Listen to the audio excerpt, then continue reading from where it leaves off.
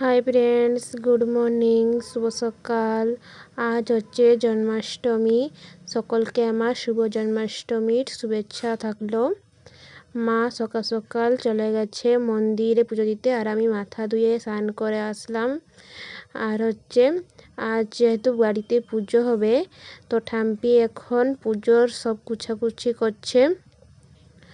চলো ভিডিওটাকে আজকে আমি এখান থেকে স্টার্ট করছি।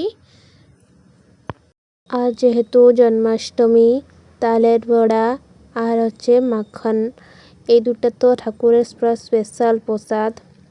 তো এখন আমার মা আর ঠাম্পি মিশে ঠাকুরের প্রসাদ বানাচ্ছে। তালের বড়া হবে সুজি, ময়দা, চিনি আর তাল দিয়ে এখন তালের বড়ার ব্যাটারটা ঠাম্পি তৈরি করছে। আর হচ্ছে এখানে ঠাম্পি এখন তালের বড়া ভাজছে, গোল গোল করে তালের বড়া ভেজে নিচ্ছে। আমি একটা আমার ছোট্টবেলায় গল্প বলছি, শুনুন। আমার মায়ের পিসি আছে, সে আমার মাকে গোপাল ঠাকুর দিয়েছিল পুজো করার জন্য, ঘরে বসে পুজো করার জন্য। আমি কি করেছি, সেই গোপাল ঠাকুরটাকে আনতে দেয়নি। আমি শুনেছি গোপাল আসলে নাকি ভাই আসে। তো আমি বাবা মার একটা বলে মেয়ে, আমার আদর কমে যাবে, ওই জন্য আমি গোপাল ঠাকুর ছোট্টবেলায় কান্নাকাটি করে আমি আনতে দেয়নি। তাকে আমার দিদা বাড়ি রেখে আসছি, আমার দিদা বাড়িতেই তাকে পুজো করা হয়। আর এখন ভাবছি, ইস গোপাল ঠাকুরটাকে আমি কেন যে আনলাম না। আজ যদি একটা ভাই হতো, ভাই আসতো, কিংবা ভাই না আসুক, যে গোপালটাও থাকতো, আজ তাহলে মানে কত সুন্দর করে জন্মাষ্টমী, আরও হোলি উৎসব, আরও কত সুন্দর সুন্দর পর্বপর্বাণীগুলোকে সেলিব্রেশন করা হতো। রাখি, এসব কত সুন্দর করে সেলিব্রেশন করা হতো। এখন খালি ভাবছি, আরও অনুতাপ করছি। বলেন, রাত থাকতে হতে রাতের মনে বুঝতে হয়, তো তখন বুঝিনি। আর আমাদের গোপাল ঠাকুর আমি নিয়ে আসবো, আমাদের বাড়ির কাজ হবে, বাড়ির কাজ হলে আমি গোপাল ঠাকুরটাকে নিয়ে আসবো, আর বাড়িতে এনে পুজো করবো। এরপরে বাড়িটা কাজ হওয়ার অপেক্ষাতে আমি আছি।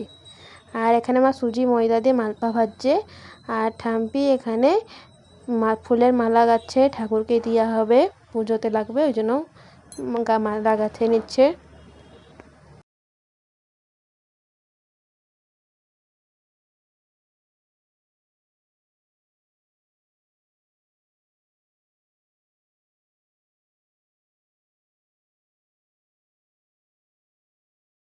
ঠাম্পি এখন ঠাকুরের পুজো দিয়ে দিচ্ছে।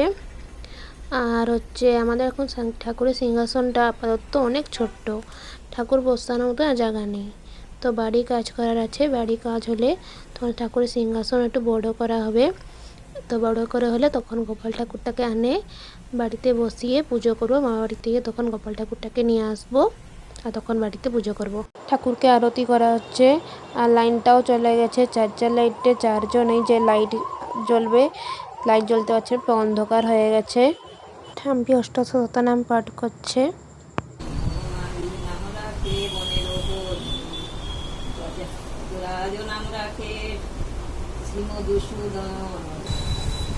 মাঝখান দিয়ে লাইনটা হয়রান করে, আরতি করার সময় লাইন গেল, আবার যেই আরতি শেষ হচ্ছে সেই লাইন চলে আসছে, মাঝখান দিয়ে লাইনটা খালি হয়রান করে। আর ঠাম্পির এখন পূজা হয়ে গেল।